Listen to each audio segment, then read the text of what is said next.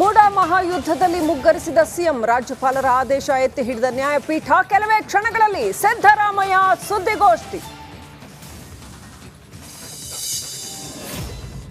ಭಾಗಿಯಾಗಿದ್ದಾರೆ ಅಂತ ನೇರವಾಗಿ ನಿಮ್ಮ ಮೇಲೆ ಆರೋಪ ಬಂದಿರತಕ್ಕಂಥ ಸಂದರ್ಭದಲ್ಲಿ ಮುಖ್ಯಮಂತ್ರಿ ಸ್ಥಾನಕ್ಕೆ ರಾಜೀನಾಮೆ ನೀಡಬೇಕು. ಅವರು ಮಾಡಿರೋಂಥ ಕಾರ್ಯಕ್ರಮ, ರಾಜ್ಯಕ್ಕೆ ಕೊಟ್ಟಂತ ಕೊಡುಗೆನ ಬಿಜೆಪಿ ಅವ್ರ ಕೈಲಿ ಸಹಿಸ್ಕೊಳಕ್ ಆಗ್ತಾ ಇಲ್ಲ. ಅದಕ್ಕೊಂದು ದೊಡ್ಡ ಷಡ್ಯಂತ್ರ ನಡೀತು.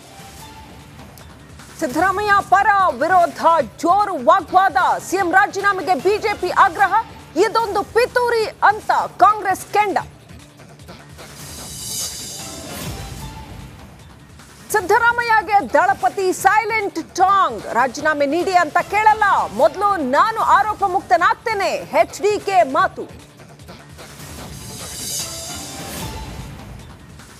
ಸಿದ್ದರಾಮಯ್ಯ ವಿರುದ್ಧ ಹೈಕೋರ್ಟ್ನಲ್ಲಿ ತೀರ್ಪು. ರಾಜ್ಯಾದ್ಯಂತ ಖಾಕಿ ಕಟ್ಟೆಚ್ಚರ. ಪ್ರತಿಭಟನೆ ಗಲಭೆ ನಡೆಯದಂತೆ ಅಲರ್ಟ್.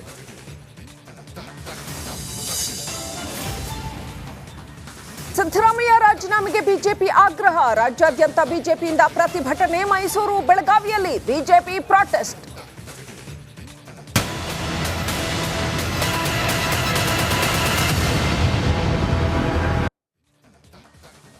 ನಮಸ್ಕಾರ, ಇದು ರಿಪಬ್ಲಿಕ್ ಕನ್ನಡ. ನಾನು ಶ್ರೀಲಕ್ಷ್ಮಿ. ಪ್ರಾಸಿಕ್ಯೂಷನ್ ಫೈಟ್ನಲ್ಲಿ ಸಿದ್ದರಾಮಯ್ಯಗೆ ಹಿನ್ನಡೆ ಉಂಟಾಗಿದೆ.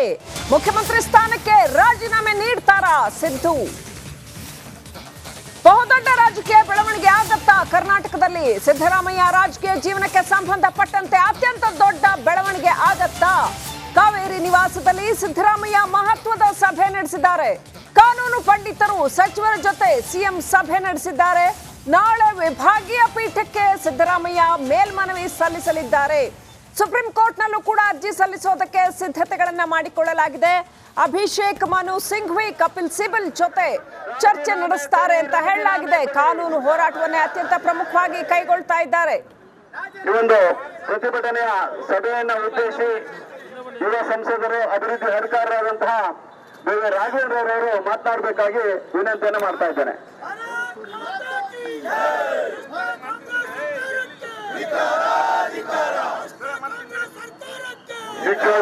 ಧಿಕ್ಕಾರ ಭಾರತ್ ಮಾತಾ ಕಿ, ಭ್ರಷ್ಟ ಕಾಂಗ್ರೆಸ್ ಸರ್ಕಾರಕ್ಕೆ, ಬಿಜೆಪಿಯ ಹೋರಾಟಕ್ಕೆ,